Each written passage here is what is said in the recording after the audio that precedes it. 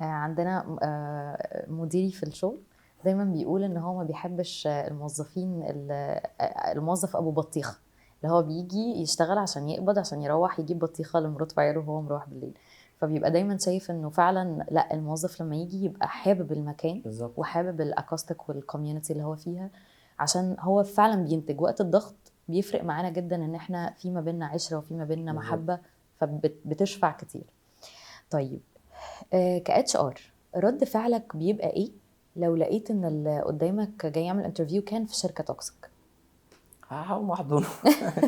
الصراحه يعني اقول له يعني ويلكم باك. لو انا في مكان كويس هطمنه بقى ان انت يعني هنا في حقوق تتاخد. هنبدا ان احنا نهتم بالتريننج بتاعك، البرفورمانس بتاعك. هنا مفيش، لو انت حاسس ان في ظلم من اللاين مانجر بتاعك تلجأ لمين وتروح لمين، عشان لو هو فعلا في ظلم عليك بيحصل كذا كذا كذا. انت شغال كويس هتتقدر، مش شغال كويس هنقعد معاك مرة واثنين وثلاثة. لانه في الشركات الكبيرة المحترمة لو شخص حتى مش شغال كويس بيتقعد معاه حاجة نفسية كده.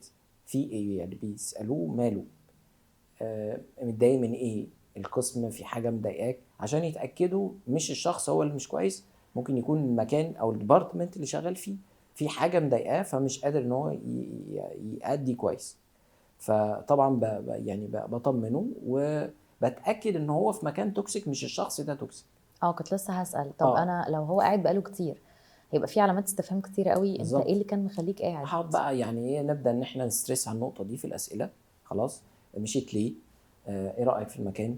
ايه رايك في الاداره؟ ايه رايك في مديرك؟ خلاص، لما كنت بتواجهك مشكله مع زميلك كنت بتعمل ايه؟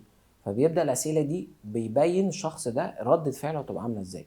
بروح اشتكي وبتاع وما بسيبوش إلا لما بعمل بيبقى ياخد مثلا جزء عشان هو عمل كذا. لا، بحاول اقعد مع زميلي واحلها معاه ودي عشان ما يحصلش مشكله. حسب الاجابه نفسها بيبين الشخص ده هل هو اللي توكسيك والمكان اللي كان شغال فيه كويس، ولا العكس. طب هل لو انا كنت شغاله في شركه توكسيك وفي انترفيو، هل المفروض اقول ان انا كنت في شركه مش كويسه؟ لان انا بحس انه ده بيخلي انه في فيدباك، انه انت ازاي تتكلم كده على الشركه اللي انت كنت شغال بالظبط. فيها. الصح لا، ما تتكلمش. مشيتي ليه؟ انا مشيت عشان انا يعني بدور على حاجه افضل، حاجه احسن. الحاجه الاحسن انا شايفه المكان اللي هنا ابدا يدي مميزات في المكان اللي انت رايحه. مهم. ما تديش يعني مساوئ قوي في الاماكن اللي هو ان انت كنت شغاله فيها. ممكن بعض الاتش ار بيخاف يقول لك هي دي شكاءه، يعني بتشتكي من كل حاجه. فمهما دخلتها في مكان كويس في الاخر خالص هتشتكي ومش هيعجبك. فيفضل انت ما تزميش قوي في المكان اللي انت كنت فيه. خلاص الحمد لله ربنا كرمك، مثلا رحتي عملت انترفيو وهتشتغلي في مكان جديد، خلاص ارمي بقى ورا ظهرك وديكي اتعلمتي وتبداي في حاجه جديده افضل. طب في سؤال مهم قوي. الحقيقه انا سالته لنفسي اول ما جيت اتعين في شركه. قلت دايما بيبقى في حماس كده عند الناس اللي متخرجين، انه انا ما عنديش مشكله ان انا اتعين من غير سالري ومرمطوني واعملوا كل اللي انتوا عايزينه. بس بحس ان الشركات بتستغل ده، انه في بعض الشركات مش كلها بتقول انه احنا هناخد الفريش جرادز نمرمطهم نعمل كل حاجه، وما بياخدوش كده كده سالري، وهيقولوا اه على اي حاجه عشان عايزين اكسبيرينس.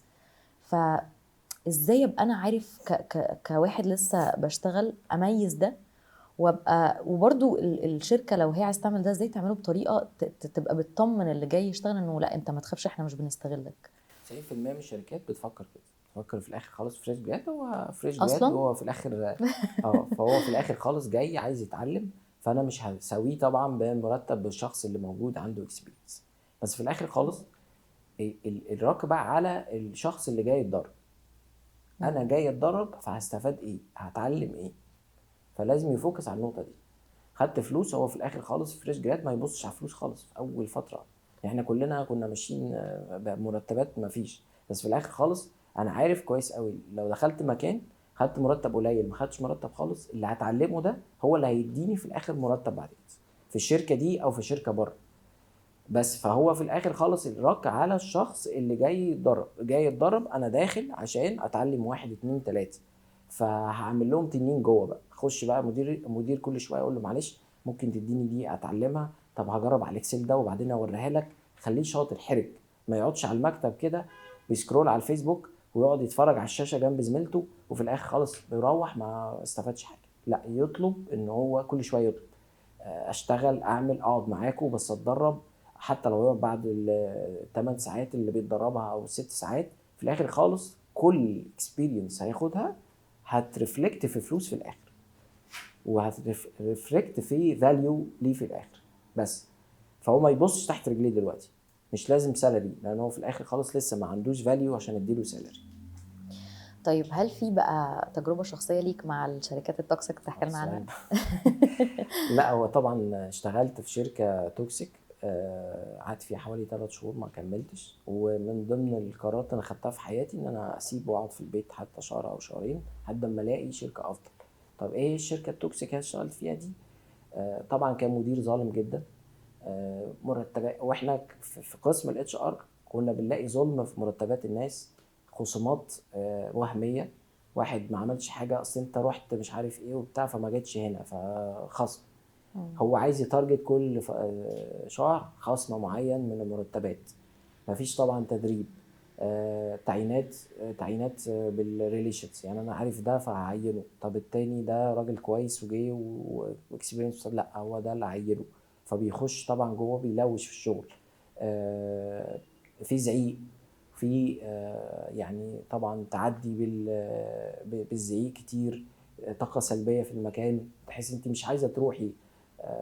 عارفة جو المدارس زمان كده وانت صاحية الصبح كده مش عايزة اروح النهاردة بالعافية. ف يعني حاجات كتيرة طبعا مش هينفع نحكيها، خلاص حاجات ليجل طبعا مش لطيفة، فدي ما ينفعش، لانه في الاخر خالص انا بحط ايدي في الحاجات دي. ف يعني دينيا بقى، ضمير، ما يخلينيش ان انا اقبل ان انا اشتغل في مكان زي كده. في حاجات توكسيكس تانية بس تتقبل وتكملي فيها، وفي حاجات ما ينفعش تكملي. يعني ما ينفعش طبعا انت بتأذي حد تاني، لان الاتش ار طبعا مكروه، غير ان هو مكروه طبعا في مصر. ف في للاسف في شغل ديرتي كتير قوي بيحصل في الاتش ار، بيخلي الناس فعلا ما تحبوش. فهو هي قصه ضمير. الضمير، انا في الاخر خالص هخش هاذي الناس اللي تحتيه او الناس اللي شغاله في الشركه دي وانا مبسوط بكده؟ لا، يعني مش هينفع. هو انا حاسه انه بجد كان يعني مش مفيش حاجه اسمها ان انا مش هشتغل عمري في شركه حلوه تبسطني، ولا طول حياتي لازم ابقى قابل بالوضع اللي انا فيه عشان السالري وعشان المسؤوليات. ممكن تبقى دي ستيب في الاول، ممكن تبقى حاجه وهتعدي، بس ما كملش فيها واضيع فيها حياتي طول الوقت. فصدق ان في شركات كويسه في مصر، وفي ناس كويسه تستحق انك تشتغل معاها بامانه وضمير وبذمه. فاحنا بس محتاجين نبقى بنسعى شويه وندور ونشتغل على نفسنا ونرجع تاني الكورسز والديفلوبمنت وهنبقى زي الفل. بالظبط. ميرسي ليك ولوقتك، ونورتنا في الينور وفي توكس بره البوكس، واكيد هيبقى لينا لقاءات تانية مع بعض. اكيد، شرفت ميرسي بيك، ليك، شرفت شكرا. بيك. استنونا في حلقات تانية من توكس بره البوكس.